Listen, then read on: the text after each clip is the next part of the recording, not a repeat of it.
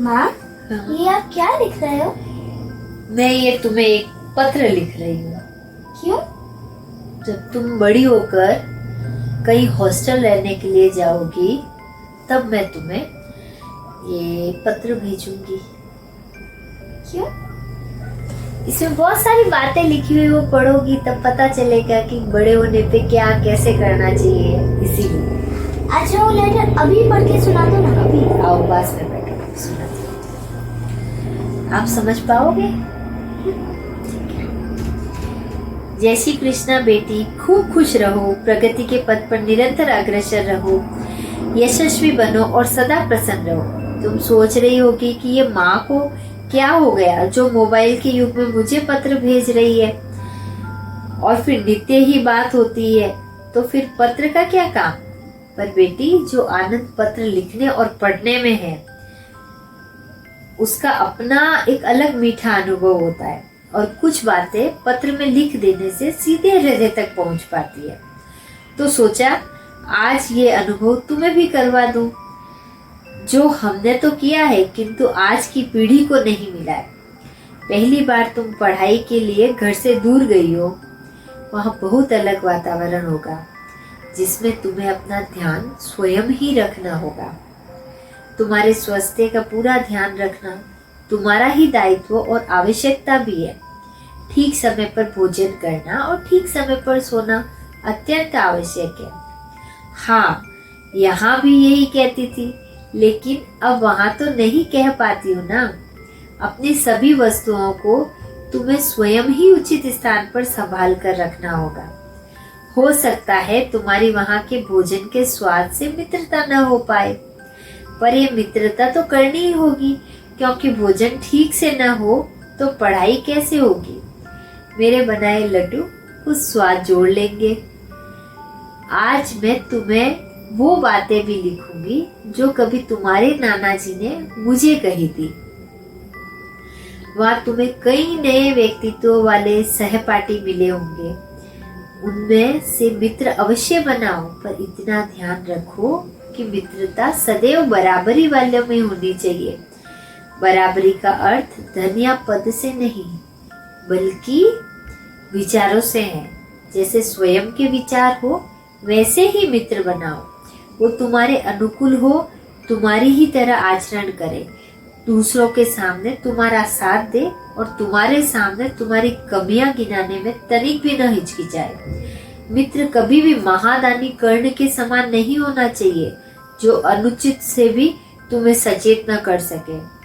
मेरी बेटी, अब तुम युवा अवस्था में प्रवेश कर रही हो। इस समय मन की कई सुषुप्त भावनाएं जागृत होती है, कई इच्छाएं प्रबल होती है, और हमारा मन हमारे मस्तिष्क की परवाह नहीं करना चाहता है। कभी कभी कोई हमें बहुत ही आकर्षित करने लगता है। किसी से मिलकर ऐसा लगता है कि वो ही जीवन है, उसी से दुनिया है।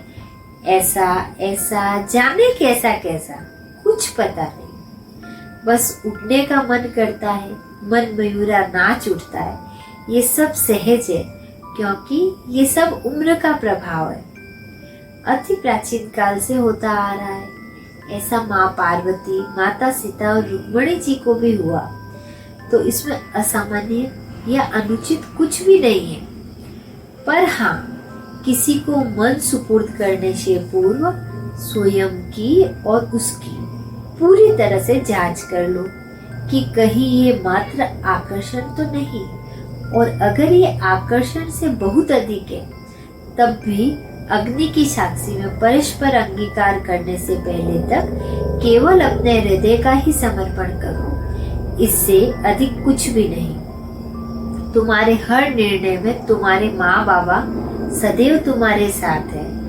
अतः ऐसा कुछ भी लगे तो हमारे सामने अपने हृदय के पट तुरंत खोल देना। आशा करती हूँ कि तुम्हारी पढ़ाई अच्छी चल रही होगी। तुम्हें अपना लक्ष्य बनाना है और उसे तुम अवश्य प्राप्त करोगी, किंतु कभी ये मत सोचना कि अगर ये लक्ष्य पूर्ण नहीं किया तो जीवन में कुछ हुआ ही नहीं।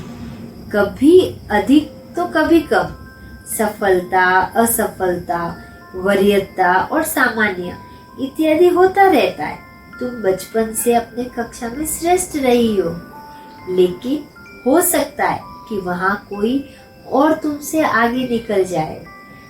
इसमें खिन्नता की कोई बात नहीं। पुनः अपनी तैयारी बेहतर करो और प्रसन्न मन से उसे भी बधाई दो। ये मनुष्य जन्म बहुत मूल्यवान है और कभी भी, कहीं भी, किसी भी परिस्थिति में हमें इसकी रक्षा करने का प्रयत्न करना चाहिए।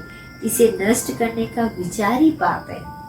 और हाँ, एक और बात, कोई भी व्यक्ति किसी भी पद पर क्यों न आसीन हो, उससे डरने या घबराने की कोई आवश्यकता नहीं है। नारी स्वयं शक्ति स्वरूपा है। सदैव माँ दुर्गा को याद करो और अपने भीतर पाओ। कभी भी हार न मानो, फिर चाहे कड़ाई हो, पढ़ाई हो या लड़ाई हो। कहते हैं ना, नेवर एवर गिव अप। मैं भी कहाँ खो गई। संस्कारों के निवालों से पोषित तुम्हारे मन मस्तिष्क पर सदैव प्रभु की असीम कृपा बनी हुई है और बनी रहेगी। ज्ञान तो मैंने बहुत दे दिया, बस अच्छे से खाते पीते रहो। पढ़ाई के साथ साथ मित्रों के संग मौज मस्ती भी कर लो, नहीं तो बाद में सोचोगी कि केवल पढ़ाई करने में ही रह गई। ये सामान्य जीवन का स्वर्णिम समय है। आगे के जीवन के आधारशिला यही रखी जाती है। इसीलिए हर कदम सोच समझ कर रखो और प्रसन्न रहो। और प्रतिदिन सूर्य देव को जल चढ़ाना, गीता जी का पाठ करना न भूलना। सृष्टि की सारी मंगल कामनाओं के साथ उमा महेश्वर और गणेश जी से यही प्रार्थना करती हूँ कि तुम्हारे पल प्रतिपल सुखद और आनंदकारी हो।